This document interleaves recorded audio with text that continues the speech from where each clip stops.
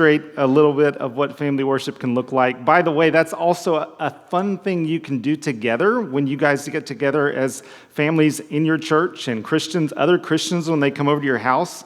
Do family worship together. It's what Christians love to do. Read the Bible, sing together, pray together. And it doesn't have to, like we just showed you, it doesn't have to be big or exciting. It's just the basics of being a Christian. So that is what we talked about. We also talked about how important it is that this not just be something you're doing because you want to impose it on your children or you want your children to turn out right. It has to be something that's going on in your heart first that then is overflowing to your children. So you need to be a Christian, a faithful Christian, a growing Christian who loves the Word of God, who loves God's people, who loves God's church. And then as you welcome your child into that and show them how wonderful the Savior is whom you have grown to love, then you can have an opportunity to disciple your children into that.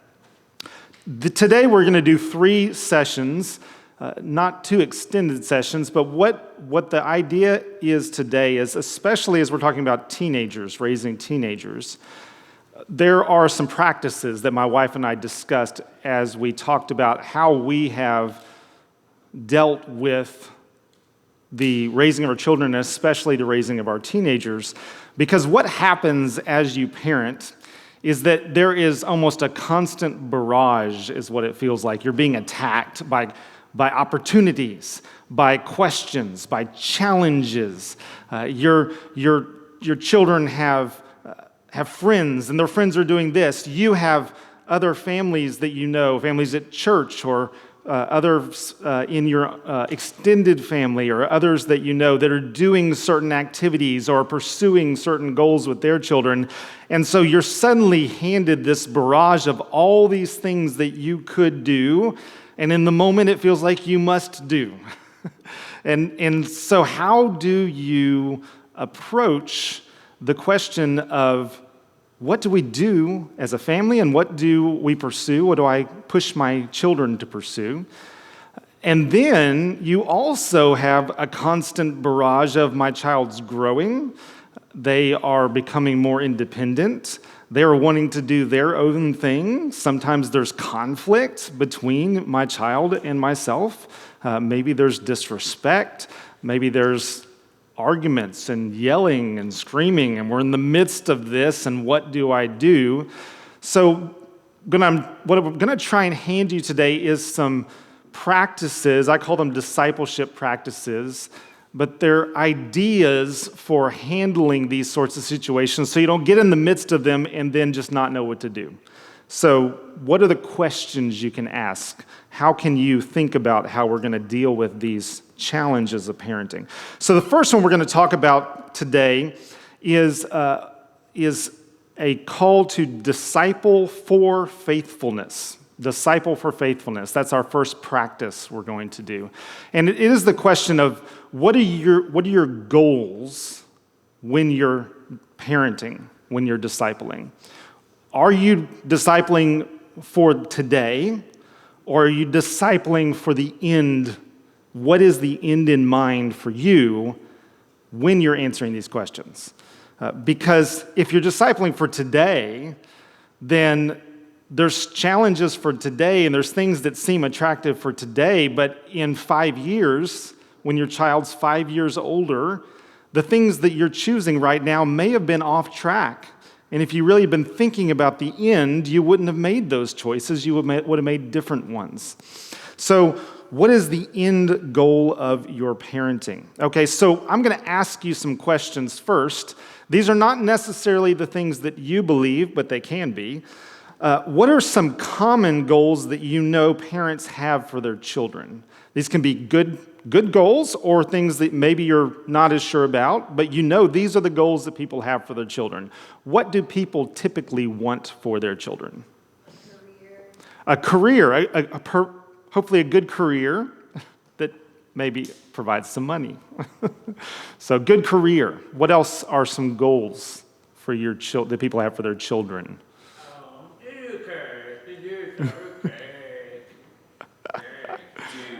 To get married. Marriage, a good spouse, okay? Marriage, and maybe some grandchildren, It's always in the back of the mind there, right? So what are some other goals, things that drive people with their children? What do you want? What do people want? To be, to be kind. And kind to other people. I'd like them to grow up into a nice person that other people like. Yes.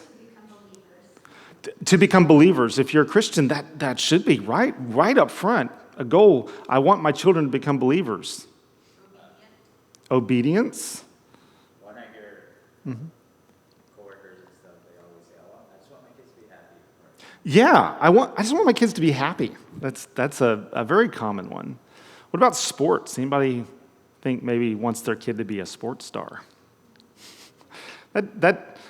Has anybody known someone? I'm sure nobody here. No, I'm just kidding. Has anybody known someone who they really just wanted their kids to succeed in sports? Yeah, that can be a driving one. So there's lots of things that can be goals for parents for their children. You probably have goals for your kids, even if you haven't thought much about it. But we all know the danger of not thinking much about something and just going with whatever comes to you or whatever seems natural. So in these day-to-day decisions, these current struggles, what you want is you need a goal in mind to keep you on track so that I'm teaching some of my kids to drive. What I'm teaching them is when you drive, you don't look at the road right in front of you and then try and respond to the road as it changes, and you look way ahead so you know where you're going, and then you'll actually be able to drive straight. And this is really what parenting is for. We need an end in mind. So let me point you to a scripture that I think will be helpful for us. This is 3 John verse 4, and this is what John says. He says, I have no greater joy than to hear that my children are walking in the truth. I have no greater joy than to hear that my children are walking in the truth. And that is what I want to impress on you as parents. This should be your desire. You should realize, you need to see that your joy will really be expressed to the greatest extent for your children, not when they have the right job, not when they've become successful, not when they have enough money to survive, not when they have a spouse that is a blessing, not when they start having children, and not when they're successful in all these things, which can be very good, but when I know that my child is walking in the truth. Because we've all known families whose children have grown, and once they left the home, they did not continue to walk in the truth. Maybe even children who looked like they were Christians and they seemed to be doing all the good things, but once they left the home, they wandered away. And would you want to be in that position where, as a parent, and maybe some of you have been, where you look at your child and they've grown out of your home and maybe they're being successful in everything in life and yet they are wandered from Christ?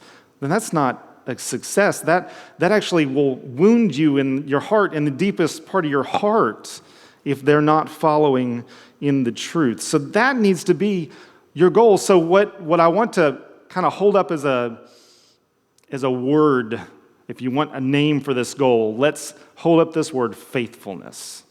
I want faithfulness in my children. Not perfectness, not wonderful life, not even to be happy, but faithfulness to Christ. That will shape the priorities you take to these many decisions that you make. And here's another verse I want to lay before us that I think is going to be helpful. And this is Matthew 16:26 to help us orient ourselves. And so this is what Jesus said. He said, "For what will it profit a man if he gains the whole world and forfeits his soul? Or what shall a man give in return for his soul?" And I want you to take that thought and apply it to your children's souls. When you're making these decisions, about what schooling we're going to do, what sort of sports we might do, what sort of activities we may do, what sort of things we'll do as a family, what sort of things I'm going to encourage my kids in, what sort of things I'm going to allow them to do or not do. When you're asking all of these questions, then keep your eye on the prize, on the goal. I want faithfulness in my child, in my children. And this is a constant reassessment because my wife and I have realized this from early. Like before we started having children, we had been presented this idea that you want your children to become Christians, right? You want them to grow up. What's the greatest thing for them was to be to follow Jesus. And so we're like, yeah, that's what we want. And yet it's amazing how each time you get in the midst of the day or in the midst of the choice, or you see another family's doing it differently and you start to worry, and maybe we should do it like them, or we should do it like these people, or we should do these activities, or make these calls, and you realize you've lost your goal. You're getting your eye taken off the prize at the end. You want faithfulness. And so in every decision, and then in the midst of these decisions, when you've maybe been going one way for a while and you think, wow, our family's a mess, and we haven't been going to church, and we haven't been doing family worship, and the things that I see drawing my child's attention are not the things of God. And you get in the midst of this, and you're like, wait a second, what was our goal? And it's okay to go, I think we're off track. We need to turn back. We need to find the way that's going to bring us back to this goal in mind, faithfulness. And this is a goal for you as well. You want to be faithful in your parenting, and you want the end result for your child to be faithful. So don't get distracted. Sports performance, music, friends. I remember a time when we were at our church that we started, and my oldest, who we may talk to later, we'll see. We're going to try and do a video call with him. And he was the oldest child in the church, and there was no boys near his age at all. There was really no children who were his peers in our church, this small church. And we were homeschooling, and we had a dearth. He didn't really have any friends his age, and he felt it. He wanted some friends his age or a little bit older he could hang out with.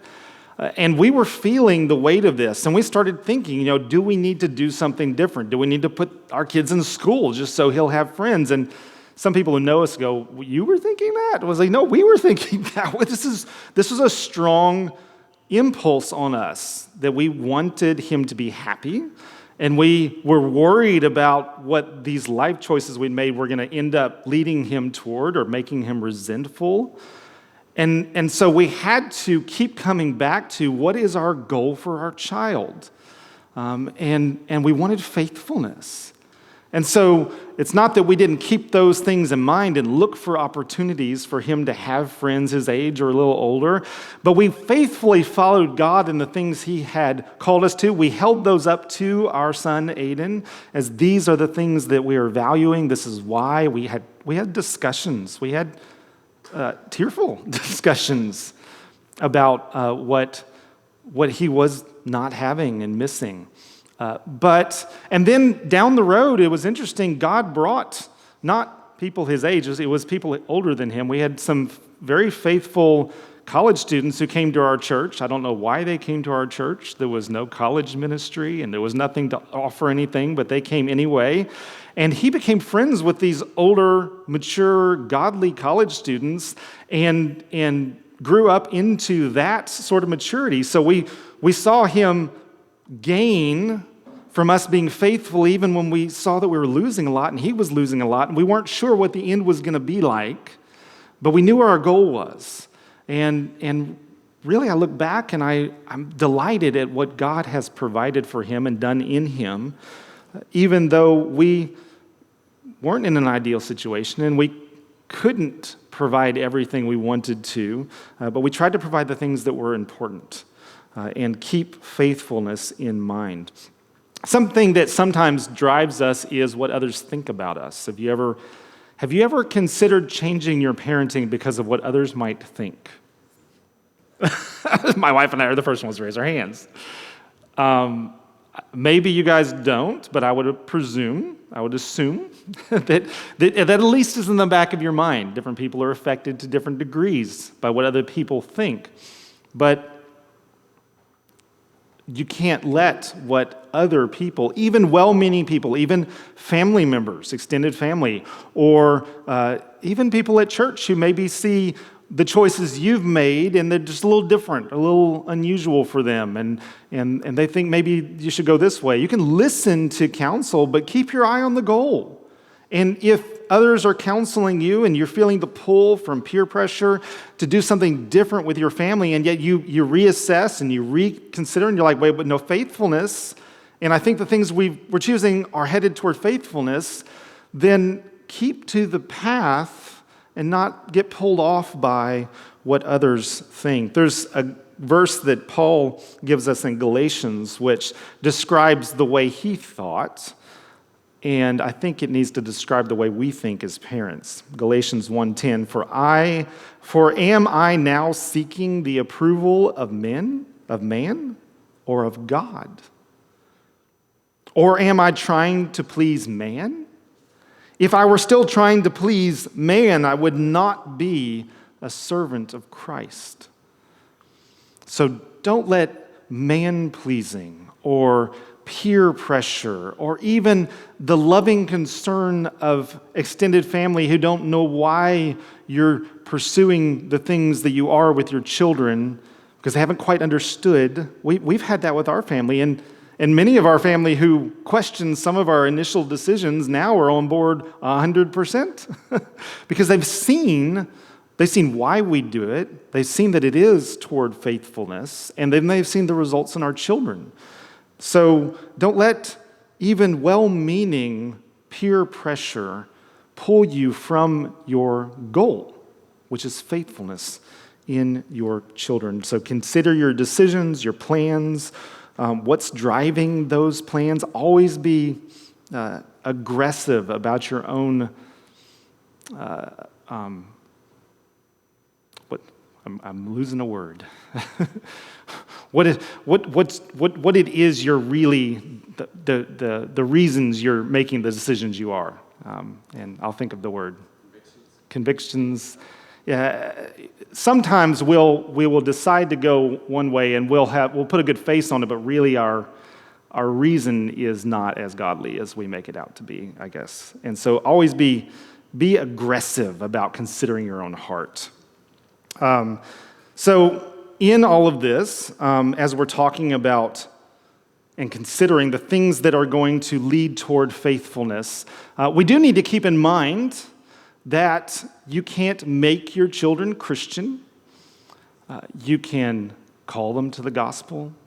You can do the right things parenting. You are not in charge of, nor can you be in control of, your child's salvation. God is the one who saves. But I'm not sure if you've heard that before, that God is the one who saves, so I can't parent well enough or share the gospel well enough to make someone become a Christian. And so you need to know that, because you need to realize you're dependent on God and you should bathe your parenting in prayer. But even though we can't make our children Christian, when you're considering how God does save people, how he saved you, how he saves sinners, it's always through certain means that he has given. It's always through the proclamation of the gospel. It's always through his word. It's through his church, and it's through those things that you want to pursue. So you want your child to be faithful. You can't make them faithful, and yet God has given you the tools that he uses to make faithful Christians. So use those. And that you're going to hear the same things over and over from up here. Go to church, be involved in church, value the church. He uses the church and the preaching of the word and God's people to make people Christian. There's a lot of people Christians, some of them here, who are Christian because somebody brought them into the church. And they may have all kinds of reasons, but yet when they came there, they heard the word and they believed in Jesus. So bring your kids to church. It's not just this duty to perform, it's where life is. Bring your kids to church. And do family worship. Talk about Jesus in your home. That is how people come to know Christ. I have baptized many children over the last few years. And almost all of them, actually all of them, that came to faith because they were hearing the gospel with their parents and they heard it from the pulpit.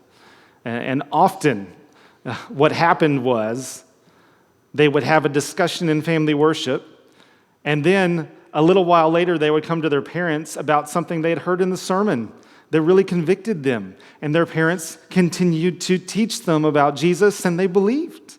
And that's been the pattern for many children in our church. And it's not because their parents did the right things and made them Christian. It's because that's what God does. That's how he saves people. And so put your children in the pathway of life so they hear of Christ and so they turn to Christ. And then I want to push this one a little bit. We're talking about this, and I want you to have that mindset where you can't make your children Christian, but you need to put them in the environment that will bring them toward faithfulness, the ones that God uses. I think sometimes as parents, we are also a little hesitant to just call our kids to faith. And I want to help you remember that God's sovereign. You should not worry about your children. If your children have not believed in Jesus yet, you don't need to worry about them. But you do need to continue to call them to Jesus. They're not promised tomorrow just like you're not. I have some dear friends up in Arkansas we just visited with recently, and their little 4-year-old, she died, was hit by a car. But they had the joy and the grace that she had very, very obviously and very clearly followed Christ. In fact, she would always she's 4, she's just telling people about Jesus. That was what she wanted to do all the time. And so they had that joy of the heartache of losing her, but the joy of that knowledge that she is waiting for them. She's with her Savior. And your children need to know they need Jesus, and you need to call them to it. Not because I've got to make you believe now, you got to say the right prayer now. You don't manipulate your children, but just every chance you get, remind them of what they need. Remind them that, remember that all these things we're dealing with right now is because of our sin and your sin, and Jesus forgives sins. Have you prayed to him? And no, but if they're like, well, I don't know how or something, well, lead them in a prayer, teach them how to pray, and then continue. Don't say, okay, now I got it done. Just continue to talk to them and explore and feel out, have they believed? Are they walking as believers? It's something I want to encourage you to do with your children, even from when they're very little. So that's the summary of this talk. Remember, keeping the goal in all of your parenting, faithfulness in your children. So do we want to go ahead and